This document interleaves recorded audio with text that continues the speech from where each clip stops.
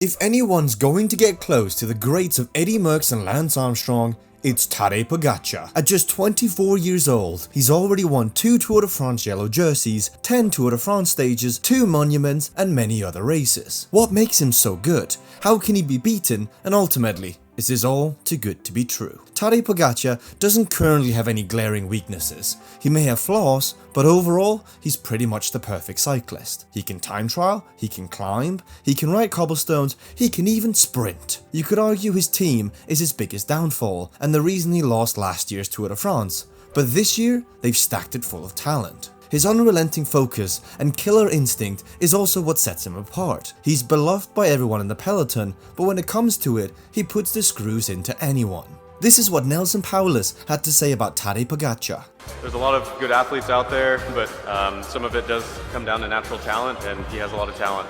It doesn't take away from all the hard work he does, but he is a super talented athlete. Pogačar's palmarès speaks for itself, and if you want to have a closer look at his rise to fame, you can watch our previous video on him. The best comparison we can make to Tadej Pogačar is a prime Peter Sagan, not in terms of yellow jerseys won, but in the way that they conduct themselves in the peloton. They're both very loose and carefree, but when it comes to business, they execute well. Sagan had unrivaled talent that hadn't been seen before in cycling. He was a shoo-in for any podium in any race he started, similar to Pogačar now. However, when Sagan lost his edge, he also lost his motivation. Now, a lot of that is most likely due to problems in his personal life, when he went through his very public divorce. But we fear something similar can happen to Pogačar when he inevitably starts to slow down and dominate less. It's extremely difficult to go from dominating any race you enter to barely making the top 10. Now, this may never happen for Pogačar, but we've seen how there's a certain life cycle to domination in cycling.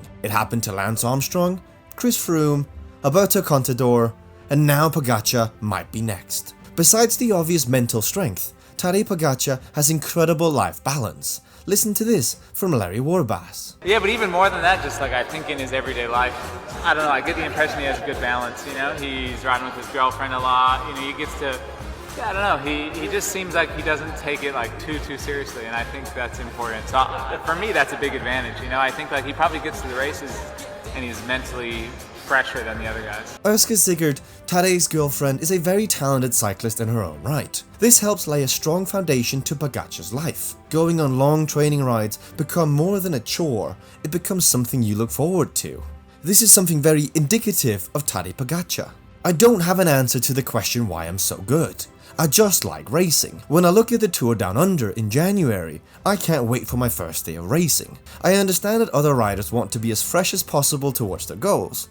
Sometimes it wears you out, but I don't mind the racing. It also helps that Tadej Pogačar is an absolute freak of a climbing machine. He recently set a career best performance, doing 6.5 watts per kilo for 35 minutes on the full Pour du Dôme. On the steep part, Pogačar did 7 watts per kilo for 14 minutes after doing 6.2 watts per kilo for 20 minutes. Somewhere in the world, Michael Ferrari is smiling at these numbers. So how do you beat a rider who seemingly peaks in January, holds it all the way through the Tour de France, and ends in September? The obvious example is last year's Tour de France, where a young and giddy Tadej Pogačar followed every attack from Jonas Vingegaard and Primož Roglič, which tired him out and led to his defeat.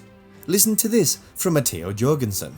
The strongest, maybe sometimes you played a little wrong. Isolated yesterday, perhaps. For sure. I mean, I think there's things that you can learn. I think there's things that when you're so strong that you win no matter what, that you don't quite learn tactically, and you might see that in the Tour. I think if he's this strong in the Tour, he'll win again. Another way is to let Pogačar make a mistake. He seems to be the strongest when he's put in the most difficult situations. The infamous time trial versus Primož Roglič comes to mind. Another example is this year's Tour of Flanders, we had no business winning, but absolutely did. You want to make him feel comfortable and make his guards come down. That's when he's the most vulnerable. We saw this when Jonas Vingegaard attacked Tadej Pogačar on Mont Ventoux a couple of years ago. Pogačar also gets nervous on particularly tough descents. He's not bad at descending by any stretch of the imagination, but he does suffer difficulties at times. This was on display in last year's Tour de France when Jonas Vingegaard decided to wait for Tadej Pogačar after a spill on the descent. With all these strengths and weaknesses in mind, let's take a look at this year's Tour de France. If you want a closer look at the battle so far between Vingegaard and Pogačar, you can click the video in the top right corner. Pogačar is currently the bookies' favourite to win the yellow jersey. He's taken time back in 2 consecutive stages and his form looks to be building. However, his girlfriend has recently had a horrible crash in the women's Giro, which has rocked Tadej's focus and confidence slightly. What effect will this have in the upcoming mountain descents? Stage 14 is a fast downhill finish, which if you're not prepared for, could see big time gaps. Vingegaard has stated during the rest day that he didn't expect to be in front by now. I expected to be behind, but to be in front is even better. So one would imagine he's aiming to peak around the very important time trial on stage 16. Pogačar is normally a favourite for any time trial, but recently Jonas has impressed. This stage will come down to whoever has the better form and save the most energy. Pogačar is the strongest when the gradients are the toughest, whereas Vingegaard is the best on the longer, more steady climbs. Stage 13 is more suited for Vingegaard, while stage 20, the short, decisive mountain stage, is perfect for the one-day classic specialist Pogačar. For Pogačar to win this race, he needs to blow it apart in the second week. He needs to do what Vingegaard did to him last year by putting 2 minutes into the race lead. One saving grace for Pogačar could be that Wout van Aert may leave the race early as his wife is expecting their second child. Tadej Pogačar needs to be careful that Jumbo-Visma doesn't send Sepp Kuss up the road in one of the tougher mountain stages. Depending on how the time trial goes, we think this could happen on stage 17. It'll require UAE to be on full alert. He's currently sat top 10, but it wouldn't be the first time that Jumbo has used multiple cards in play. Let us know in the comment section below who you think will win the Tour de France this year. And ultimately, time is what's going to beat Tadej Pogačar.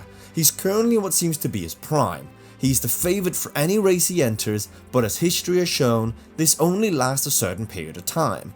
Give it a year or two and there'll be exciting battles with riders such as Ayuso and Evenepoel when he finally decides to ride the Tour de France. As always with cycling, you'll have doubts about these performances. Pogačar's team was created by Italian Gianetti and Spaniard Maxin, who were also in charge of Sonia Duval in 2008, whose Italian rider Riccardo Rico tested positive for a blood booster during the Tour de France. However, it's not just biological doping that's the fear. It's mechanical doping that's the latest trend. Female cyclist Femke was caught with a motor in her bike in 2016, and subsequently people have questioned whether Tadej Pogačar has been using this to propel himself to stardom. Riders in the peloton have actually complained about hearing strange noises coming from bikes during the Tour de France, especially those from Team UAE Emirates, the Koenig Quickstep, Jumbo-Visma and Bahrain Victorious. This is what Tadej Pogačar had to say about those claims. I don't know.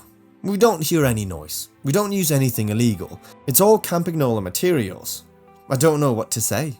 Tadej Pogačar is on his way to become the greatest cyclist of all time. As of this video, he's locked in a battle with Jonas Vingegaard, and if he emerges victorious, then he's won 3 Tour de France yellow jerseys before the age of 25.